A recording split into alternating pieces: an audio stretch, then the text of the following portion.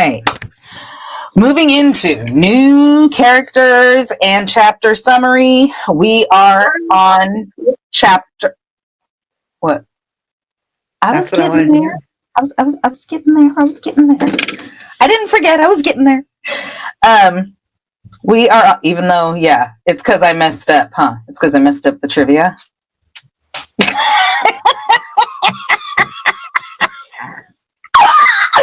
This is Chronicle 114, which means we are on Book 1, Chapter 14. The title of this chapter is Norbert the Norwegian Ridgeback. This is just a fun chapter. Okay, so if you guys remember, in the last chapter, we left... Oh, wait, let me not just jump into the chapter summary. I have to tell you the new characters we meet. So obviously we're going to meet Norbert because title character. And then again, there's a mention of Charlie Weasley. And this time we actually meet some friends of Charlie's. Mm-hmm. And so those are the new characters this chapter. Mm-hmm. Now, if you recall, in the last chapter, we ended up where they were discussing how the security of the Sorcerer's Stone depended on Quirrell standing up to Snape. And Ron's words, the very last line of the chapter was, well, the stone will be gone by next Tuesday. Now, I remind you of that because the way this chapter starts out, Quirrell is braver than they thought. And so they're going around, and every time Harry sees Quirrell, he's giving him an encouraging smile, like, you can do it. And, right. And Ron's like telling people off for making fun of Quirrell's stutter in the hallways. And Hermione would be involved, except there's 10 weeks until exams, and she's already behind on the study schedules that she's making and color coding, which would be fine with Harry and Ron, except that she keeps nagging them to do the same. Right. And so she's, just being Hermione, right? So anyway, the teachers are also kind of piling it on a little bit. They know that exams are coming, and so they all have a little extra work. So they're spending some time in the library. So they're in the library, they're studying. Hermione's doing the scheduling thing and being snippy and naggy like she does. When all of a sudden, Ron looks up and he's like, hey, Hagrid, what are you doing in the library? And Hagrid's like, oh, nothing, just looking at something. But they know Hagrid well enough to know that he's saying it kind of shady-like, which means that, want them to know what it is that he's looking for. And he's like, oh, nothing. What are you guys up to? You're not still looking for Flamel, are you? And Harry's like, oh, yeah, no, we figured that out ages ago.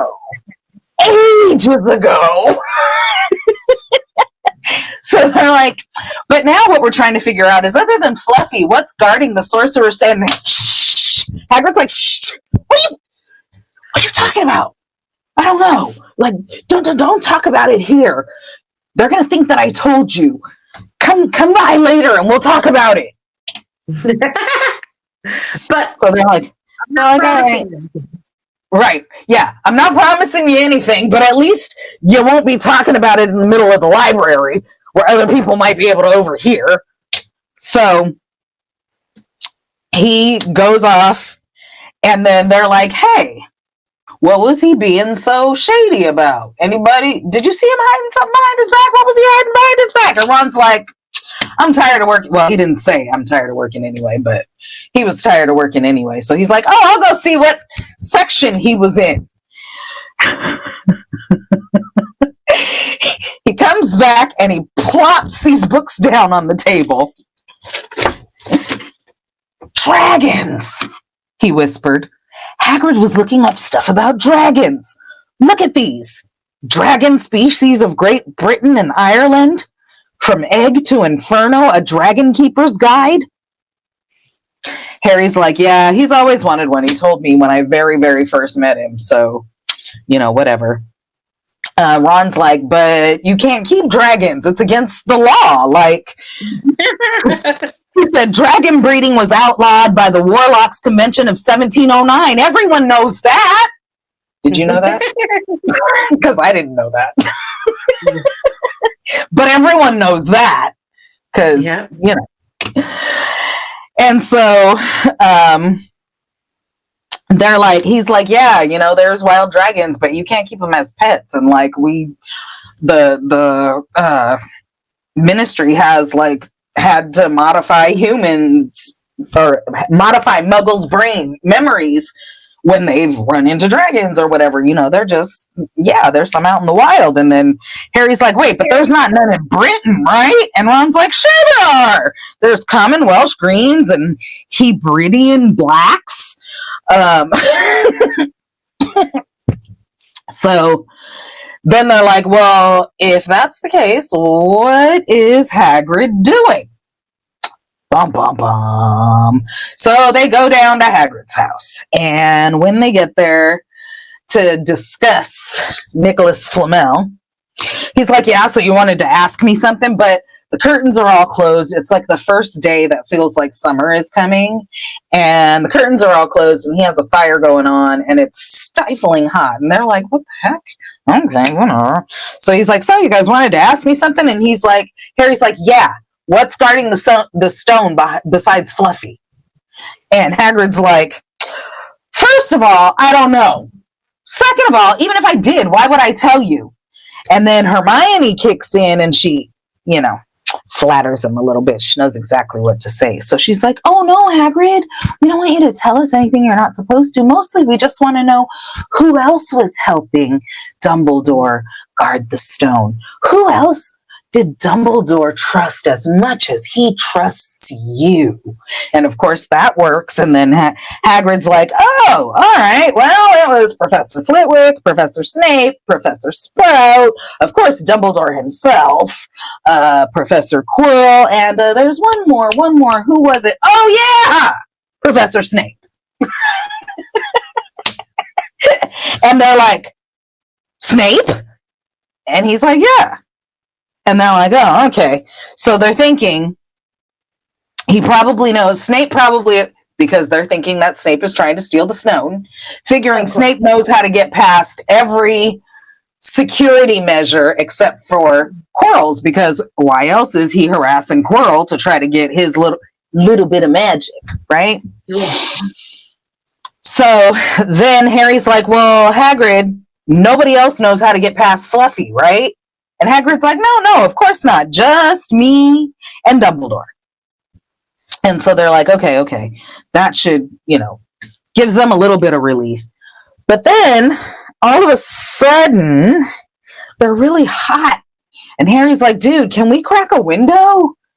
And Hagrid's like, nope, sorry, can't do that. And kind of glances at the fire. And so they all glance at the fire and Harry says, Hagrid, what is that? But he already knows what it is because as soon as he sees it, he immediately knows what it is.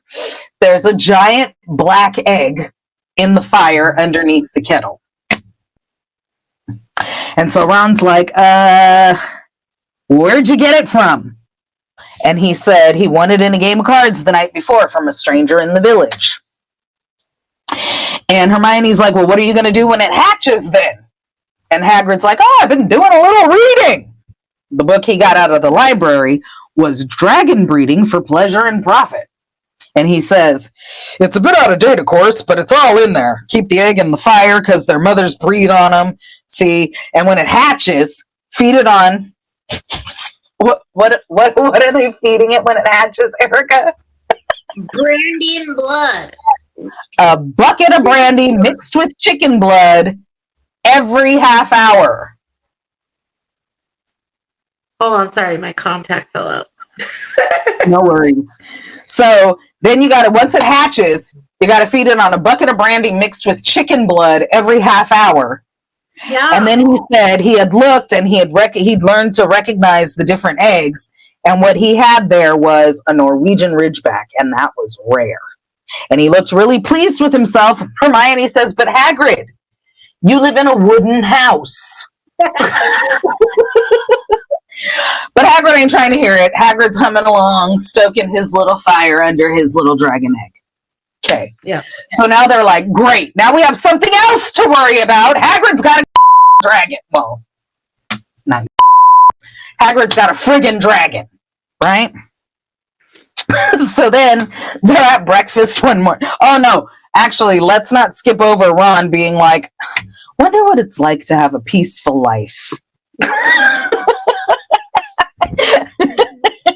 And so they're at breakfast one morning, and Hedwig brings. Wasn't there someone eavesdropping in on that conversation? No, not yet. Not yet. So they're at breakfast. Hedwig brings Harry a note. The note just says, it's hatching. Great. Harry and Ron want to just go straight down there, but Hermione's like, no, we have herbology. We can't skip class. We're going to get in trouble. And if we don't, even now as we get in trouble, then like no telling what kind of trouble Hagrid's going to get into when people are figuring out. And then Harry yells, shut up. Because he's just realized Malfoy's close by. Mm-hmm. And he don't like the look on Malfoy's face. And he don't know what Malfoy might have just heard. So they go to herbology. They're whispering the whole time, whispering, making sure he's not listening. Soon as herbology's over, they drop everything like it's friggin' hot potatoes and hightail it to Hagrid's hut. They get there, Hagrid lets him in, and he's like, oh, it's nearly out. And the egg's on the table, and it's hatching. And they draw their chairs up to watch this stupid thing hatch. And then all at once, there was a scraping noise, and the egg split open. The baby dragon flopped onto the table. It wasn't exactly pretty. Harry thought it looked like a crumpled black umbrella. Its spiny wings were huge compared to its skinny jet body. It had a long snout with wide nostrils, the stubs of horns and bulging orange eyes.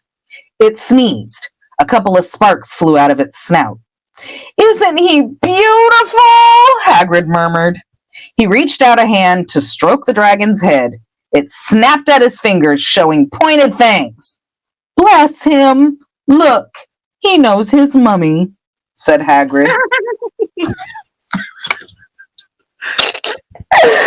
So now Hermione's completely alarmed, and she's like, Hagrid, how big do they get? And Hagrid was about to answer, but then the color drained from his face. And they're like, what's wrong? What's wrong? And he's like, somebody was looking in the gap through the curtains. It was a student. And Harry runs to the window, and he looks out, and there's no mistaking the platinum blonde head running away from the cabin. It's Draco. And Draco has seen the dragon. So now, Draco knows that Hagrid has a dragon. Fantastic. Yep. And so it says something about the smile lurking on Malfoy's face during the next week made Harry, Ron, and Hermione very nervous. But I think it's really interesting to note that he's basically like holding it over their heads, right? Like rather than telling and getting them in trouble. Yeah. Because he gets pleasure from being a jerk. We've already said this. Yeah. So, okay. So now they're nervous because Malfoy knows, and they're actually helping Hagrid. So they're going down to his head, helping him feed it and all this stuff. But while they're doing that, they're trying to convince Hagrid, dude, you can't keep the dragon, especially now that Malfoy knows about it. Like, he could tell Dumbledore at any friggin' time. And Harry's like, just let him go. Set him free. And he's like, no, I can't. He's too little. He'll die. Now, at this point, while he was too little, he's going to die. The dragon's already grown 3 times the size it was when it came out of the egg. Right? Yeah. It's been like a week. Yeah. 3 times. And Hagrid is like not even keeping up with his gamekeeper duties because he's tending to this dragon. Right. And it's keeping him so busy, right? There's empty brandy bottles everywhere. There's chicken feathers everywhere. It's just a mess, right? And then they're still trying to convince him, come on, Hagrid, this isn't sustainable. This isn't good. And this fool opens his mouth and says, I've decided to call him Norbert. said Hagrid, looking at the dragon with misty eyes. He really knows me now, watch. Norbert, where's Mummy? So Ron leans over and whispers to Harry, dude, he's lost his marbles. And then Harry has a thought, and he's like, oh! And he turns to Ron, and he's like, Charlie! And Ron's like, you've lost your marbles too. I'm Ron. Harry's like, no. Charlie! Can we give the dragon to Charlie? And they can take care of him over there with the rest of them and then release him into the wild? Can we do that? And Ron's like, dude, that's such a great idea. I can ask him.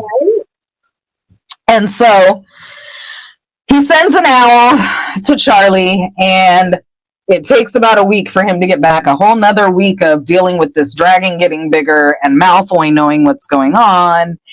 And they get a note from, first, Ron comes back from having helped feed the dragon.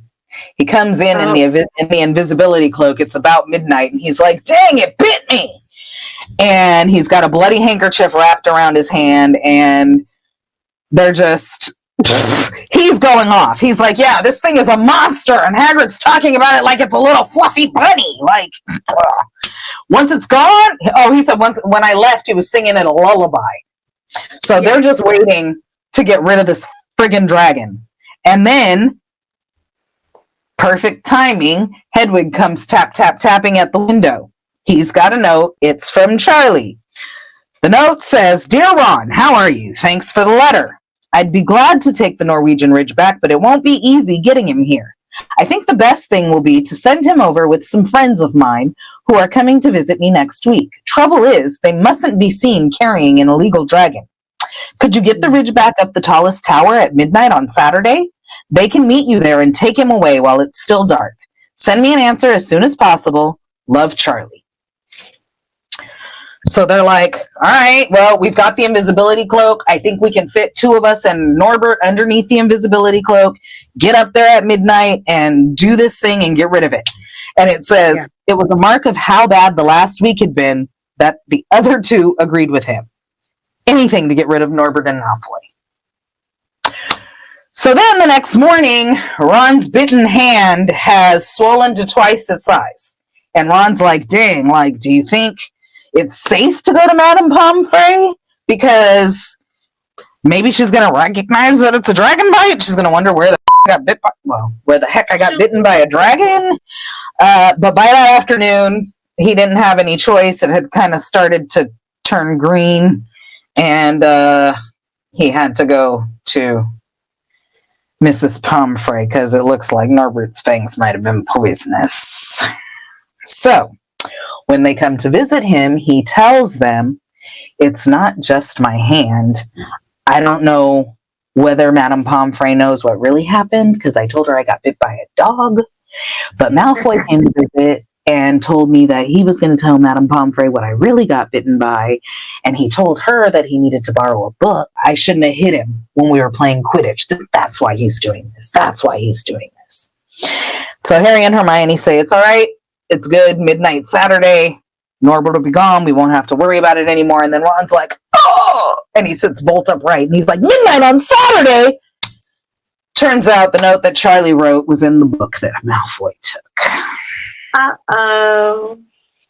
So now he's going to know that they're getting rid of the dragon that he knows about already. Right. Great. So then Madame Pomfrey made them leave because Ron needed his sleep. And Harry tells Hermione, hey, it's too late to change the plan. We don't have enough time to send Charlie a letter. We're just going to have to see what we can do. At least we have the invisibility cloak, right? Well, Malfoy doesn't know about the invisibility cloak.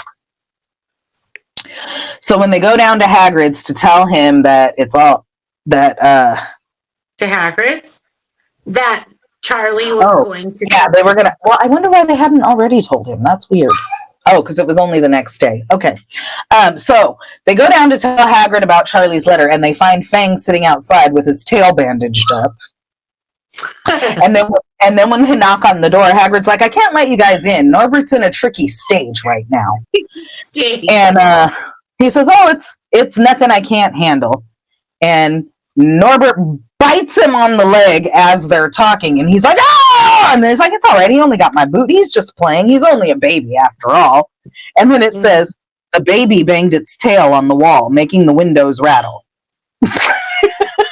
And Harry and Hermione walked away, feeling like Saturday couldn't come fast enough. So now they're feeling sorry for Hagrid because it's time for the friggin' dragon to go. And of course, Hagrid's in tears because he's going to miss his baby and he doesn't want to send him away. And yeah. So it's a dark and cloudy night, and they were a bit late arriving. And it said, this was another funny one for me. They were late arriving because they had to wait in the entrance hall for Peeves to get out of the way because he was in the entrance hall playing tennis against the wall. And they don't want to give themselves away. They're underneath the invisibility cloak. They're not supposed to be wandering around close to midnight, right? Okay. So when they get there, so it's Hermione and Harry, because remember, Ron's in the hospital wing. Hermione and Harry get there. Hagrid's got Norbert all packed up, and he's like, "Oh, he's got rats and brandy for the journey, and I've packed his teddy bear." And then Harry hears a sound from inside the crate that sounds like that poor teddy bear is getting decimated. And Hagrid's crying, "Bye-bye, Norbert. Mommy will never forget you." And then Harry and Hermione are like, "All right, we got to do this." And they never knew how they did it because midnight's ticking closer. They're carrying this dragon in a crate underneath an invisibility cloak. Almost midnight, trying not to get caught, not to be seen. The tallest tower in the castle, because remember, we talked about how many stairs they must have to do, right? Okay. And they used one of Harry's shortcuts, and that still didn't make it too much easier, right? So just as they're nearly there, they see some movement, and they're like, "Ah!" And they shrink into the shadows because they forgot they have on the invisibility cloak, but even still. So they shrink into the shadows, and they see two people grappling with each other and a lamp. And then Professor McGonagall comes by in a bathrobe and a hairnet, and she's got Malfoy by the ear. And she's like, "Detention!" And 20 points from Slytherin, wandering around in the middle of the night. How dare you? And Malfoy says, "But you don't understand, Professor. Harry Potter's coming. He's got a dragon." To which Professor McGonagall replies, "What utter rubbish! How dare you tell such lies? Come on! I shall see Professor Snape about you, Malfoy." So, they see that Malfoy's got detention. They're super happy about that. And then it says that the steep spiral staircase up to the top of the tower seemed to be the easiest thing in the world after that. Yeah. So they get up there, they take off the cloak, they're outside in the cold night air. Hermione does a little jig. "Malfoy's got detention. I could sing." "Don't," Harry advised her. So then they're waiting, and Norbert's thrashing around in his crate. And then about 10 minutes later, Harry's friends show up. There's 4 people. They're super jolly. They're like friendly and all. And they're like, yeah. What did I say? Harry's friends? Oh, I meant Charlie's friends. My bad. Charlie's friends show up. It says they're a super cheery lot. And they show them the system that they rigged up between the 4 brooms so that they could carry the crate. Loaded up the dragon, and they took off, shook hands, thanked them very, very much. Harry and Hermione are like, "Yeah, Norbert is gone." They slip back down the staircase. They're like, "Yeah, Norbert's gone. Malfoy's in detention. What could spoil all of this?" Nothing. The answer to that was waiting at the foot of the stairs. As they stepped into the corridor, Filch's face loomed suddenly out of the darkness. "Well, well, well," he whispered. "We are in trouble." They'd left the invisibility cloak on top of the tower. Uh-oh. Bum, bum, bum. And that, my friends, is the end of chapter 14. I have questions. Okay. How can Charlie's friends enter Hogwarts? They didn't. Oh, wait, but they did. They entered the airspace. They did. I mean, I don't know. You kind of have to know where it is and all of that kind of stuff. I would imagine for them to even know where it was to be able to meet them at the top of the tower, they're alumni. Maybe alumni can get in. No, because nobody else is supposed to be able to get in. I thought that there were strict rules and enchantments in place so that people can't find. Is it just people who are not alumni? I don't know. Because then the other thing too is what about Moldy Voldy? And he can't get in, but he's also alumni, so Yeah, but he has dark magic. He might have something else.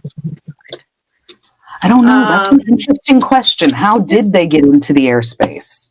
But I obviously always assumed that they were alumnus because they even knew where the top of most tower of Hogwarts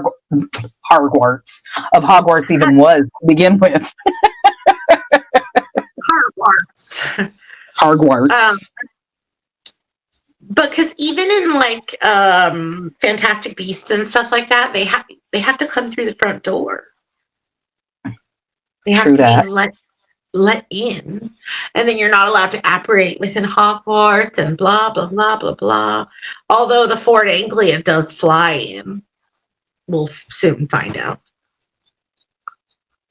I don't know. That's interesting because they did. They just flew on to the top tower like. They flew right in. How is it that in the time, like from Hagrid's hut to the top of the tallest tower, Norbert does not shoot flames? Or make a sound? Yeah. Maybe the movement? Is the invisibility cloak fireproof? That's a good question. Because it's not soundproof. Dragon fireproof too. Because dragon fire is soundproof. So if the dragon was thrashing around the whole time, which it should have been based on the dragon's personality, unless being in the crate and being moving actually kind of subdued it a little bit. Yeah, there's no way, even hiding in the shadows, that they hid that dragon because it would have been thrashing about in the crate. Somebody would have heard something. Yeah, you're right. I didn't even think about that. What else?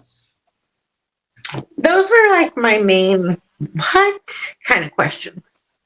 Oh, okay. That's the chapter. Yeah. All right. Let's talk about, and this is going to be a big one. You know. Oh, I know. All right, guys. It is time for book versus movie. Bum, bum, bum.